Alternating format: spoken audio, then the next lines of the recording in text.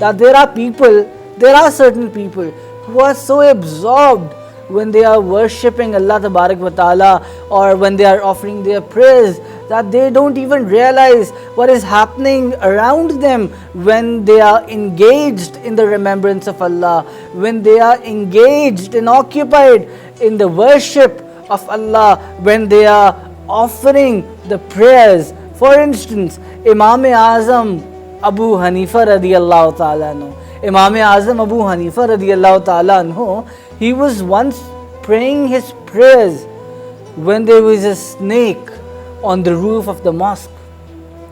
And that snake, suddenly, all of a sudden, it fell off from the roof, and it fell off near Hazrat Imam Azam Abu Hanifa radiyallahu ta'ala anhu. That snake was probably lethal and it was venomous, and there was chaos around. There was chaos in the mosque. There was noise and the people shouting that someone take care of the snake because it was venomous. And Hazrat Imam Azam Abu Hanifa radiyallahu ta'ala anhu, he was worshipping and he was praying his prayers, his salat in the very same mosque where there was chaos and noise and shouting due to the snake that fell off from the roof of the mosque. And Hazrat Imam Azam Abu Hanifa radiyallahu ta'ala anhu, he did not even realize that there was a snake. And how do we know this? Because when he concluded his prayers, when he was done offering his prayers, he inquired from the people that what is this chaos about? What is this noise about? That there is so much noise and chaos in the mosque. And the people in return replied, "O Imam Azam Abu Hanifa, how did you not realize that a snake fell off near you while you were praying in the mosque? And we were all shouting because of that. Yet you did not realize that there was a snake in the mosque."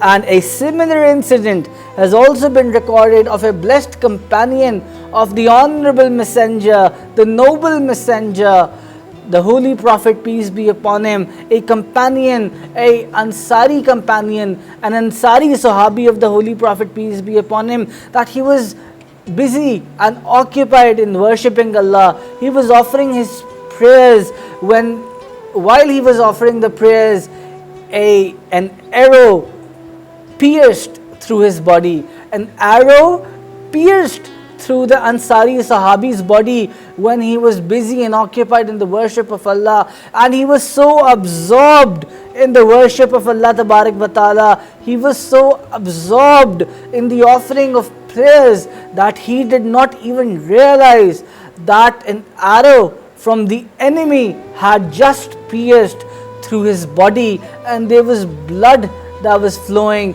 and there was blood coming out from his body, and he did not even have any kind of a pain in his body at that time. He was so absorbed in the worship of Allah Tabarak wa Ta'ala. There are these people as well who also belong to the same world as we.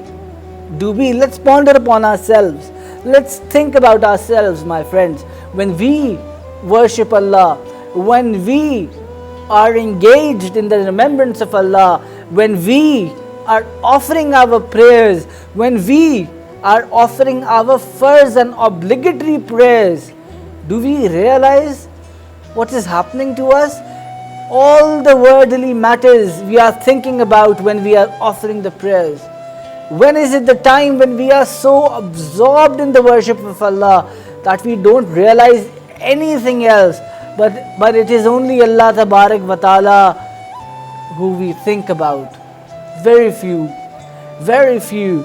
Likewise, similarly, Imam Bukhari was offering his prayers once when a wasp stung him, and the wasp, it stung him 17 times, and yet Hazrat Imam Bukhari did not feel any kind of a pain, and he did not even realize that a wasp had just stung him, and not once, not twice, not thrice, but 17 times a wasp had stung him when he was absorbed in the worship of Allah, when he was occupied and absorbed in the prayers of Allah, when he was occupied worshipping Allah Tabarak wa Ta'ala. A wasp had stung him 17 times, yet he did not feel any kind of a pain or didn't even realize that there was a wasp somewhere which had just stung him, and not once or twice or thrice,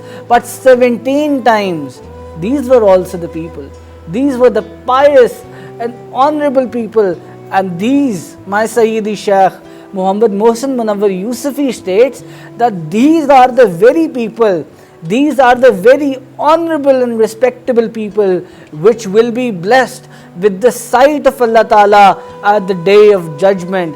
And for these people, the single day of a 50,000 years will pass by, and they will not even realize that a 50,000 year day has just passed by. So this reflects the mercy of Allah Tabarak wa Ta'ala on these people.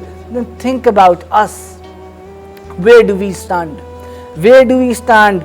We should also pray our prayers and worship Allah Tabarak wa Ta'ala, and try to and endeavor to worship Him in this manner, that when we are engaged in the worship of Allah Ta'ala, nothing else should come to our mind. These are the pious and honorable people, and this reflects the fact that Allah Tabarak wa Ta'ala prefers His mercy over His justice, because if He strictly upholds justice, then we are not worthy enough for even a single blessing.